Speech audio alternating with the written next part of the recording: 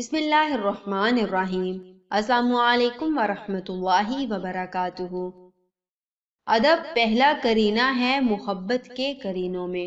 آج کل کی نسل نو کے لیے لمحہ فکریہ انتہائی قیمتی، اصلاحی اور بہت ہی خیرخواہی پر مبنی تحریر۔ امام احمد بن حنبل نہر پر وضو فرما رہے تھے کہ ان کا شاگرد بھی وضو کرنے آن پہنچا، لیکن فوراً ہی اٹھ کھڑا ہوا اور امام صاحب سے آگے جا کر بیٹھ گیا۔ پوچھنے پر کہا کہ دل میں خیال آیا کہ میری طرف سے پانی بہہ کر آپ کی طرف آ رہا ہے۔ مجھے شرم آئی کہ استاد میرے مستعمل پانی سے وضو کرے۔ اپنے سگے چچا حضرت عباس رضی اللہ تعالیٰ عنہما سے رسول اللہ صلی اللہ علیہ وآلہ وسلم نے پوچھا کہ آپ بڑے ہیں یا میں؟ عمر پوچھنا مقصود تھا۔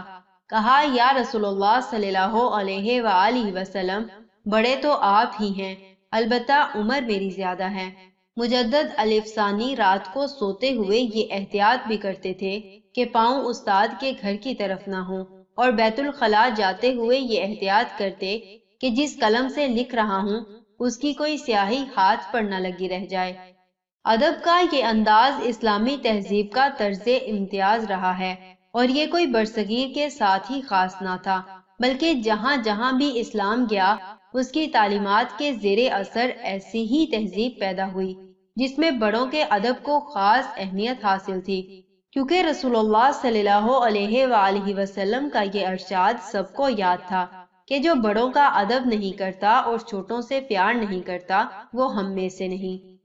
ابھی زیادہ وقت نہیں گزرا کہ لوگ ماں باپ کے برابر بیٹھنا، ان کے آگے چلنا اور ان سے اونچا بولنا برا سمجھتے تھے، اور ان کے حکم پر عمل کرنا اپنے لیے فخر جانتے تھے، اور ان کے ان آداب کی وجہ سے اللہ عز و جل انہیں نوازتا بھی تھا۔ اسلامی معاشروں میں یہ بات مشہور تھی کہ جو چاہتا ہے کہ اللہ عز و جل اس کے رزق میں اضافہ کرے وہ والدین کے ادب کا حق ادا کرے، اور جو چاہتا ہے کہ اللہ عز و جل اس کے علم میں اضافہ کرے وہ استاد کا ادب کرے۔ ایک دوست کہتے ہیں، میں نے بڑی مشقت سے پیسہ اکٹھا کر کے پلاٹ لیا تو والد صاحب نے کہا کہ بیٹا تمہارا فلاں بھائی کمزور ہے، یہ پلاٹ اگر تم اسے دے دو تو میں تمہیں دعائیں دوں گا، حالانکہ وہ بھائی والدین کا نافرمان تھا۔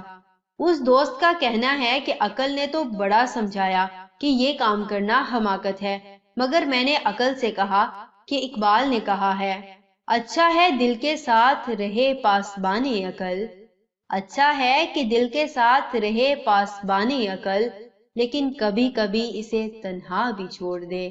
چنانچہ عقل کو تنہا چھوڑا اور وہ پلاٹ بھائی کو دے دیا۔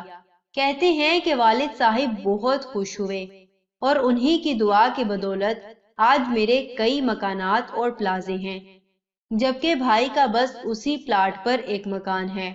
والدین کی طرح استاد کا ادب بھی اسلامی معاشروں کی ایک امتیازی خصوصیت تھی، اور اس کا تسلسل بھی صحابہ رضی اللہ تعالیٰ عنہما کے زمانے سے چلا آ رہا تھا۔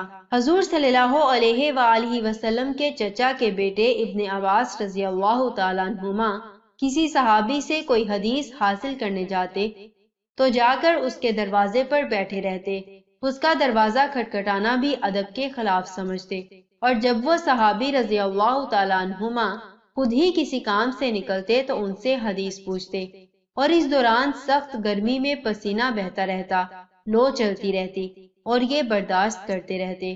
وہ صحابی شرمندہ ہوتے اور کہتے کہ آپ رضی اللہ تعالیٰ عنہما تو رسول اللہ صلی اللہ علیہ وآلہ وسلم کے چچا کے بیٹے ہیں، آپ نے مجھے بلا لیا ہوتا تو یہ کہتے کہ میں شاگرد بن کے آیا ہوں۔ آپ کا یہ حق تھا کہ میں آپ کا ادب کروں اور اپنے کام کے لیے آپ کو تنگ نہ کروں۔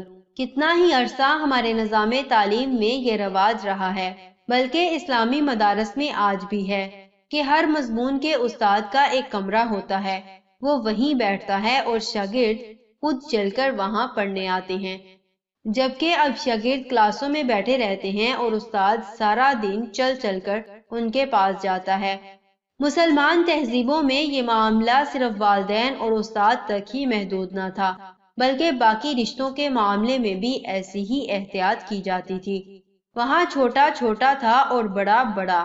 چھوٹا عمر بڑھنے کے ساتھ بڑا نہیں بن جاتا تھا بلکہ چھوٹا ہی رہتا تھا۔ ابن عمر رضی اللہ تعالیٰ عنہما جا رہے تھے کہ ایک بدو کو دیکھا۔ سواری سے اترے، بڑے ادب سے پیش آئے اور اس کو بہت سا ہدیہ دیا۔ کسی نے کہا یہ بدو ہے، تھوڑے پہ بھی راضی ہو جاتا، آپ نے اسے اتنا عطا کر دیا۔ فرمایا کہ یہ میرے والد صاحب کے پاس آیا کرتا تھا تو مجھے شرم آئی کہ میں اس کا احترام نہ کروں۔ اسلامی تہذیب کمزور ہوئی تو بہت سی باتوں کی طرح یہ چیز بھی اپنی اہمیت کھو بیٹھی۔ اب برابری کا ڈھنڈورا پیٹا گیا اور بچے ماں باپ کے برابر کھڑے ہو گئے اور شاگرد استاد کے برابر۔